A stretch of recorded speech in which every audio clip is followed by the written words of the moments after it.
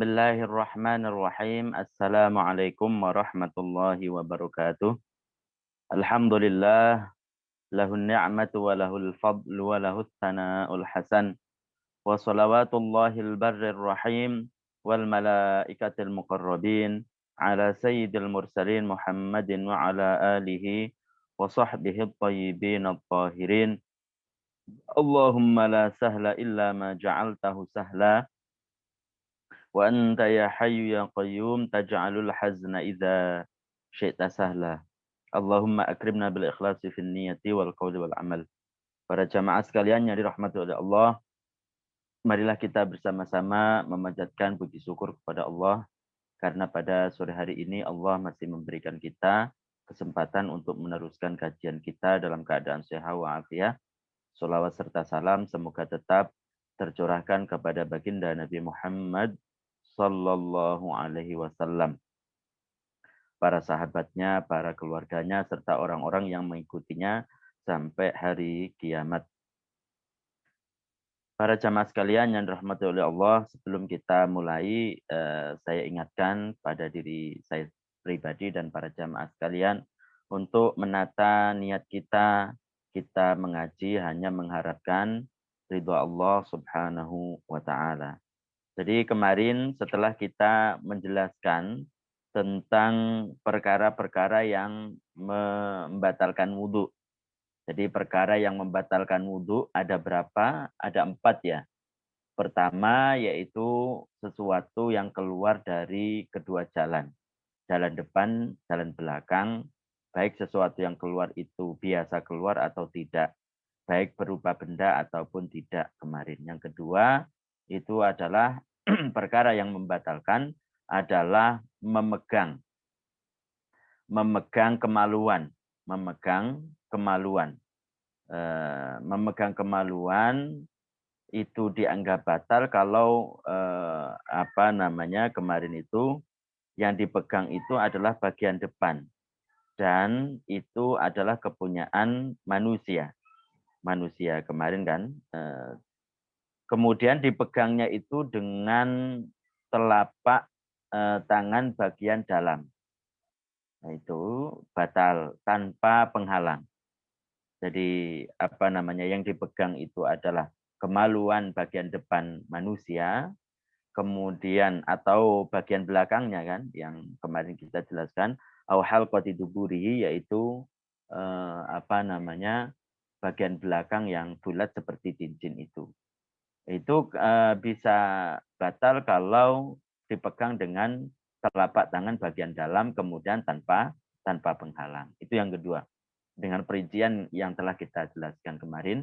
Kemudian yang ketiga itu adalah perkara yang membatalkan adalah menyentuh kulit perempuan lain atau sebaliknya yang sudah mencapai umur diingini oleh lawan jenisnya. Itu kemarin perinciannya sudah kita jelaskan. Kemudian yang berikutnya, yang terakhir itu adalah hilangnya akal. Baik hilangnya akal itu karena mabuk, ataupun karena tidur, ataupun yang lain, karena gila umpamanya. Kecuali kalau pengecualian ini, hilangnya akal itu karena disebabkan tidurnya orang yang menetapkan pantatnya. Baik menetapkan pantatnya itu pada lantai, di atas lantai, atau di atas kendaraan, kursi itu kan biasanya kan, ataupun di atas sayawan umpamanya. Itu. Kemudian sekarang kita akan melanjutkan tentang faslun fima yujibul istinja. Menjelaskan perkara yang mewajibkan istinja.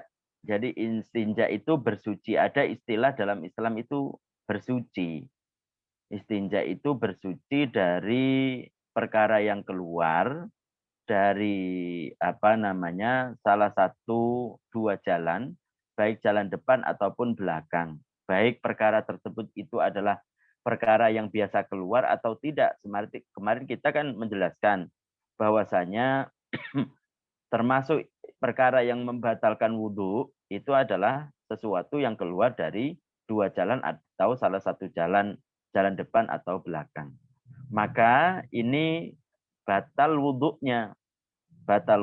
Kemudian seseorang tersebut ingin sholat, ingin mengerjakan perkara yang membutuhkan suci, maka dia harus bersuci dulu. Maka dia harus bersuci dulu lah. Bersuci ini namanya istilahnya adalah istinja. Bersuci dari perkara yang keluar dari salah satu jalan depan atau belakang itu namanya apa? Istinja. Yajibu wajib fima yujibul istinja wa fi bayani syurutihi, dan dalam menjelaskan syarat-syaratnya. Syarat istinja yang mencukupi itu bagaimana? Syarat supaya seseorang itu mencukupi membersihkan najis yang keluar dari salah satu jalan depan ataupun belakang, itu bagaimana? Itu dijelaskan di sini. Yajibul istinja'u, istinja itu wajib. Wajib berarti kalau sesuatu itu dilakukan karena Allah, itu yang mendapatkan pahala. Itu bagaimana ya? Kalau kita pikir ya, Allah Subhanahu wa taala memberikan nikmat yang begitu banyak kepada kita. Kalau kita pikirkan dan kita telusuri, nikmat itu tidak terhitung. Salah satu nikmat yang Allah taala berikan kepada kita itu, Allah memberikan ladang kepada kita untuk kita bisa menghasilkan pahala. Salah satunya adalah bersih, membersihkan diri dari najis yang keluar dari salah satu jalan atau kedua jalan depan ataupun belakang. Karena ini wajib bagi seseorang yang nanti kita jelaskan orang yang menginginkan sholat. Jadi wajib, kalau wajib berarti kalau dilakukan karena Allah itu akan mendapatkan pahala. Kalau dilakukan karena Allah itu akan mendapatkan pahala.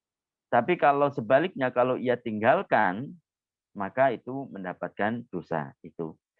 Wajib istinja indal qiyami, ketika dia mau mendirikan ila sholati, ketika mendirikan ila sholati, sholat. Jadi wajib istinja itu kalau dia itu mau melaksanakan sholat, begitu. Artinya kalau dia itu habis istinja, ya habis habis berak atau dan lain sebagainya, maka tidak wajib bagi dia untuk langsung membersihkannya. Jadi umpamanya ya, kayak seperti umpamanya seseorang itu punya WC. WC-nya itu bagus sekali ya, menarik. Kemudian mungkin, tapi jangan ditiru ini. Kemudian dia punya WC, WC-nya WC duduk, biasanya itu dia berak itu dengan WC duduk, gitu kan. Saking nyamannya, ketika di WC tersebut dia membawa bantal. Habis berak begitu, dia tidak langsung membersihkan beraknya, tidak langsung membersihkan najisnya. Bagaimana ini? Tidak apa-apa. Tidak apa-apa. Tidur dulu umpamanya, tapi tidak baik itu. Tidur dulu umpamanya di WC. Itu tidak apa-apa, tidak harus langsung. Baru dikatakan wajib kalau dia ingin mendirikan sholat, mau melaksanakan sholat. Wajibnya itu istinja min kulli rodbin, dari perkara yang basah. Ini pertama, diwajibkan untuk membersihkan perkara yang keluar dari jalan depan ataupun belakang. Itu perkara yang keluar tersebut itu adalah basah mulawwitin lil makhraj, yang mengotori tempat keluarnya. Basah yang mengotori tempat keluarnya. Kharijin, yang keluar min ahadis sabilaini, dari salah satu kedua jalan. Al-kubuli, yaitu jalan depan, awid duburi, atau jalan delapan, nah belakang. Sawa ungkana mu'tadan, baik perkara yang keluar tersebut itu biasa keluar, seperti air kencing, seperti tinja umpamanya, kalbauli, seperti air seni, amla, ataupun tidak, kadam, seperti halnya darah. Bikhilafi ghairir rodbi, berbeda kalau yang keluar itu bukan basah. Fala yajibul istinja'u minhu, maka tidak wajib membersihkan mensucikan perkara yang keluar tersebut. Li'adamit talwisi, karena tidak adanya mengotori. Ya. Jadi yang syarat yang pertama supaya wajib membersihkan perkara yang keluar dari salah satu jalan tersebut, perkara yang keluar itu adalah basah. Tapi kalau perkara tersebut itu tidak basah, akan tetapi kering tanpa tanpa mengotori sedikit pun, kayak seperti biasanya guru-guru kita itu dulu menjelaskan begini, ada seseorang itu minum makan kopi, biji kopi enggak, bukan kopi bubuk tapi biji kopi, kemudian dimakan, ditelan mentah-mentah, kemudian keluarnya itu kering juga, sama seperti halnya ketika masuk, kering begitu keluar tanpa disertai dengan basah-basah, tidak hancur juga. Bagaimana? Tidak wajib. Tapi apakah harus wudhu? Ya harus wudhu. Kita bukan menjelaskan tentang perkara yang membatalkan wudhu, tapi apakah wajib untuk bersuci dari perkara yang keluar tersebut? Ya dilihat. Kalau perkara yang keluar tersebut itu kering, seperti orang tadi memakan biji kopi, kemudian keluarnya sama seperti ketika dia makan, kering tanpa basah sama sekali, maka wajib bagi dia, tidak wajib bagi dia untuk bersuci. Tapi ya jelas batal wudhunya, karena kemarin kita jelaskan salah satu perkara yang menyebabkan batal wudhunya itu keluarnya sesuatu yang dari salah satu jalan depan atau belakang, baik sesuatu tersebut itu biasa keluar atau tidak, begitu. Jadi tidak wajib kalau yang keluar itu adalah kering. Kemudian ghairul mani, selain mani, fala yajibul istinja minhu, maka tidak wajib istinja bersuci dari mani. Li toharatihi, kenapa? Karena dianggap sucinya mani. Menurut Syafi'iyah kan mani itu suci. Orang sarungnya atau begitu kena air mani, tidak wajib untuk apa? Tidak wajib untuk mensucikan. Sah kalau salat orang tersebut itu dengan sarung yang ada maninya. Kalau memang yakin bahwasanya itu adalah mani, maka sah sholatnya karena bukan perkara yang najis. Begitu juga kalau yang keluar dari seseorang tersebut itu adalah mani, maka tidak wajib bagi orang tersebut untuk mensucikannya, untuk membersihkannya, karena dianggap mani tersebut itu suci menurut Syafi'iyah. Wa yakunul istinja'u, maka caranya istinja membersihkan tersebut, caranya adalah biizalatil adza, dengan menghilangkan perkara yang keluar, yaitu benda itu yang biasanya kan dikatakan adza, sakit, karena memang biasanya keluar dari diri seseorang itu biasanya juga sakit begitu. Tapi yang dimaksud adza ini adalah benda yang keluar dari jalan depan atau belakang. Jadi dengan cara menghilangkan bendanya tersebut, bi'ahadi syai'aini, dengan salah satu dua perkara. Jadi alat yang dibuat untuk menghilangkan itu ada dua. Begitu maksudnya. Imma bil ma'i, ada kalanya dengan air, atau huri yang yang suci mensucikan. Ya, mungkin kita belum menjelaskan air suci ya. Air suci yang mensucikan itu adalah air mutlak. Air mutlak itu adalah air yang namanya itu tidak tercabut dengan perkara yang suci, yang merubah dari nama air tersebut sehingga tidak disebut sekedar air saja. Tapi harus ada embel-embel. Itu nanti kita jelaskan. Intinya air tersebut itu adalah air yang suci mensucikan, dan atau istilah lain itu adalah air mutlak. Begitu. Itu alat yang bisa dibuat untuk mensucikan perkara yang keluar dari salah satu jalan. Ila ayat hural mahallu, sampai tempat keluarnya itu benar-benar suci. kubulan kana amduburan, baik itu jalan depan ataupun jalan belakang. Jadi kalau dengan air, maka semuanya, baik itu barangnya, bendanya, sifat-sifatnya, semuanya itu harus bersih. Harus bersih. Tempatnya itu harus benar-benar bersih. Lah bagaimana untuk menentukan bersih atau tidak?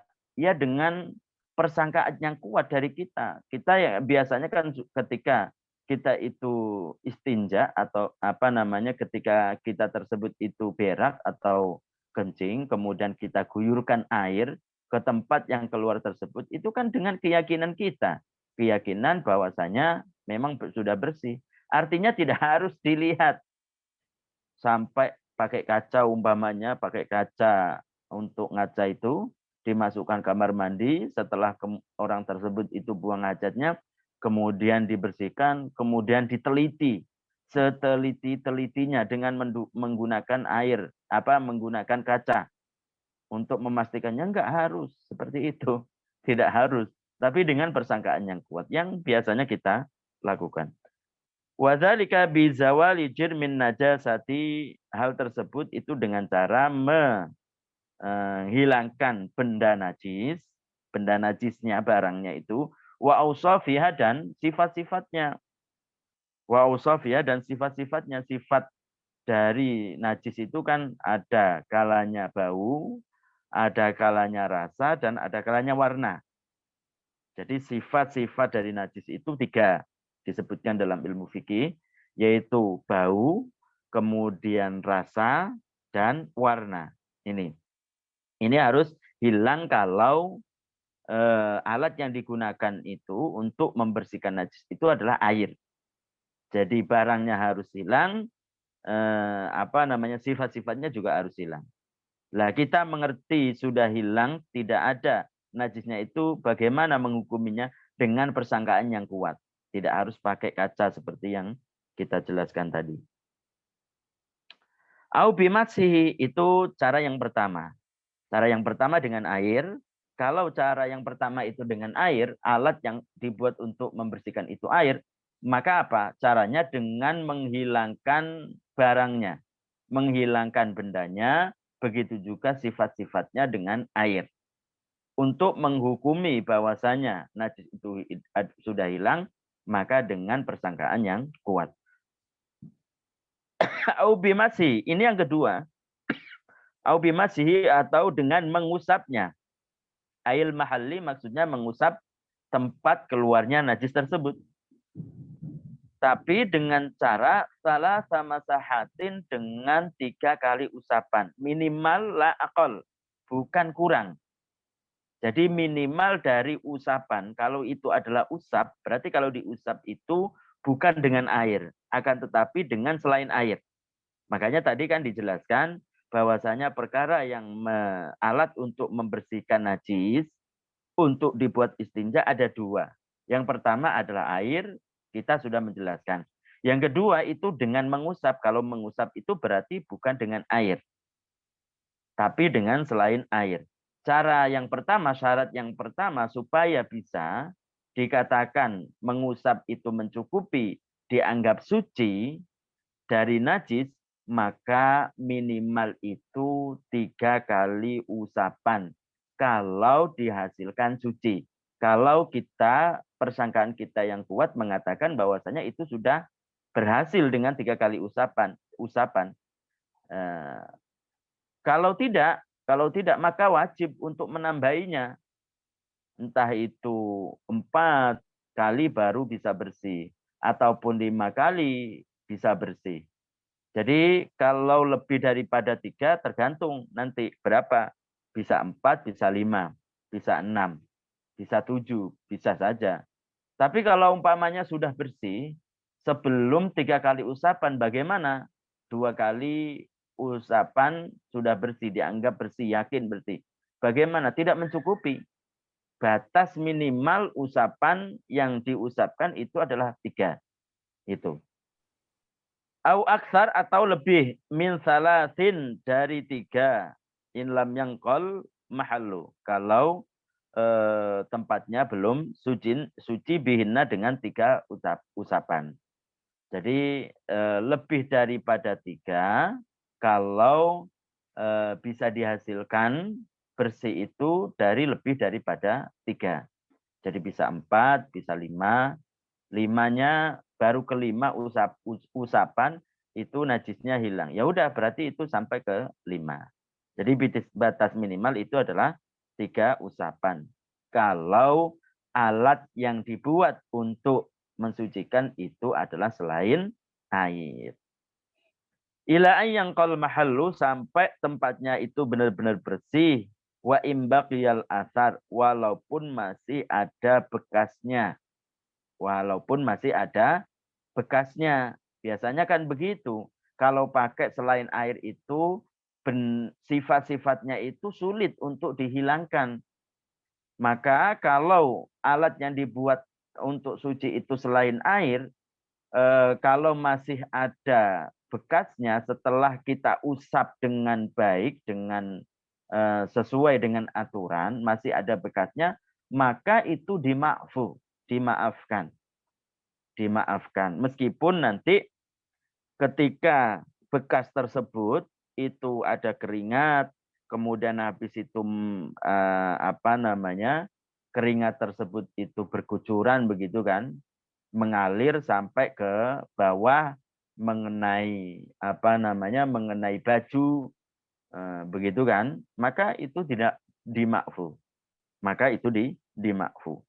Bihaitsu la yuziluhu illal ma'. Sekira ukurannya sisa yang masih dimakfu itu bisa dimakfu, bukan sisa bekas yang dimakfu tersebut sekira la yuziluhu illal ma', tidak bisa menghilangkan kecuali air. Maka itu dimakfu. Au sigharul khazafi awil fakhor, atau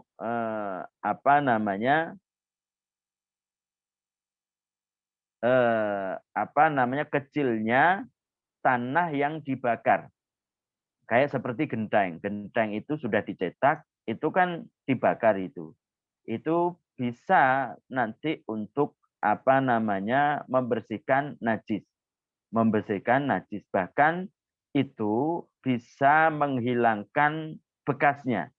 Maka katanya, kalau memakai selain air tersebut, itu masih ada bekasnya, dan bekas itu tidak bisa hilang kecuali dengan tanah yang sudah dibakar dan bentuknya kecil-kecil, hanya bisa dengan itu atau hanya bisa dengan air, maka itu dimakfu.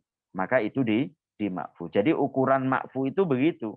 Setelah dibersihkan dengan baik, maka kalau masih ada bekas dan bekasnya itu hanya bisa hilang dengan air atau hanya bisa hilang dengan pecahan tanah yang sudah dibakar, kayak seperti genteng dan lain sebagainya, maka itu dimakfu. Itu yang pertama, yaitu 3 kali usapan. Wa yakunul mashu, dan mengusap tersebut hendaknya lil mahalli, pada tempatnya, biqaliin, dengan sesuatu yang mencongkel atau mengangkat. Jadi caranya itu dengan minimal 3 kali usapan, dan alat yang dibuat untuk membersihkan najis selain dari air, pertama adalah qali'. Pertama adalah qali'. Qali' itu adalah mencabut, menghilangkan, mengangkat najis. Fala yakfi, maka tidak mencukupi, ghairul qali'i, selain yang mencabut, selain yang mengangkat. Kazujaji, seperti halnya kaca. Kaca itu karena licin begitu kan, halus, itu tidak bisa mengangkat najis, bahkan itu bisa menyebarkan najis. Maka hal yang seperti itu tidak mencukupi. Wal qasabi, seperti bambu. Wat turabil mutanatsiri, begitu juga dengan debu yang berserakan. Debu yang berserakan juga nggak bisa, tidak bisa mengangkat. Debu yang berserakan itu tidak bisa mengangkat. Tapi kalau tanah yang keras begitu, kayak seperti batu kan ada macamnya, tanah itu yang keras, bukan berserakan, bukan al-mutanasir, maka itu mencukupi. Mencukupi. Jadi itu namanya qali. Alat yang digunakan itu adalah qali. Sesuatu yang mengangkat najis. Tohirin yang suci. Kemudian yang kedua, alat yang digunakan selain air itu, syaratnya itu harus suci. Fala yakfi, maka tidak mencukupi an-najisu, barang yang najis, kal ba'ri, seperti kotoran hewan. Awil mutanajisi, atau barang yang terkena najis, kahajarin, seperti batu, mutanajisin yang terkena najis. Jadi alat yang dibuat untuk mensucikan, yang kedua adalah suci.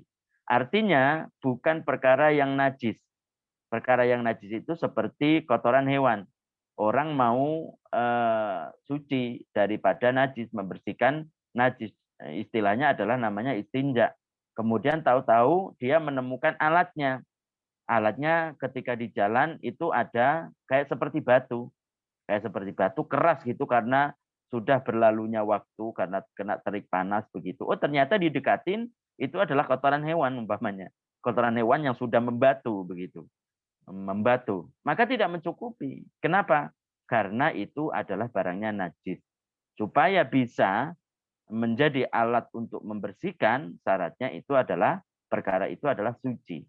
Atau perkara itu suci, benda itu suci, tapi terkena najis seperti kena air kencing atau kena kotoran hewan, batu umpamanya.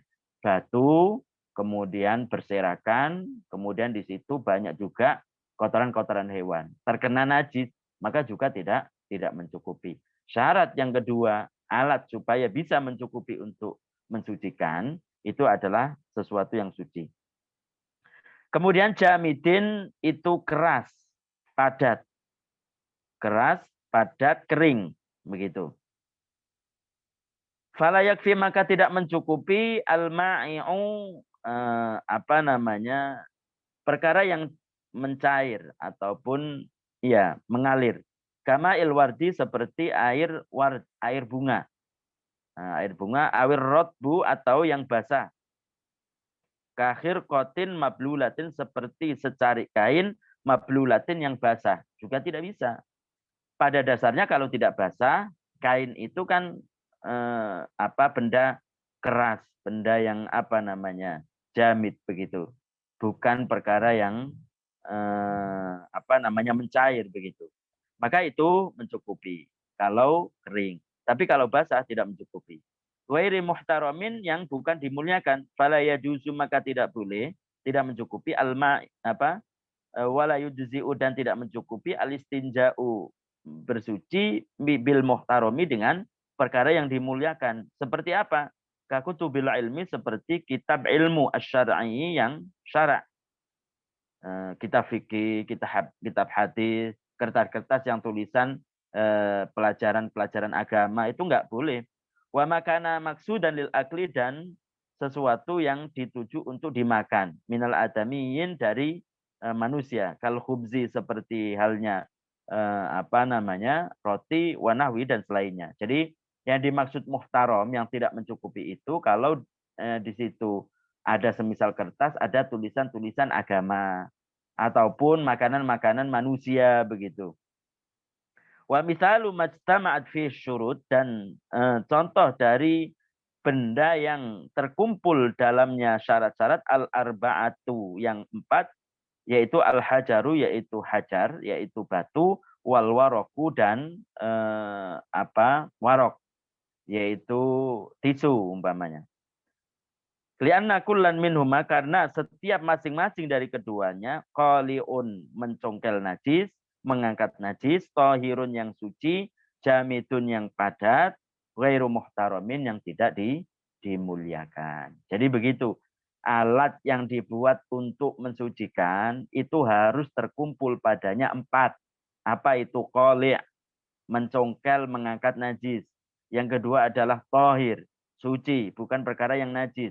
Yang ketiga itu adalah jamid, bukan perkara yang mencair, bukan perkara yang basah. Kemudian yang keempat itu tidak dimuliakan. Yang perkara yang dimuliakan itu seperti tulisan-tulisan agama, apalagi mushaf, apalagi Al-Quran, apalagi hadis. Itu kemudian juga makanan-makanan manusia itu sesuatu yang dimuliakan. Kalau salah satu dari 4 ini tidak mencukupi, tidak tercukupi, ada yang tertinggal maka tidak mencukupi untuk bersuci. Maka tidak mencukupi untuk bersuci. Artinya kalau orang tersebut dipaksakan, maka tidak sah sholatnya karena dia masih dalam keadaan apa?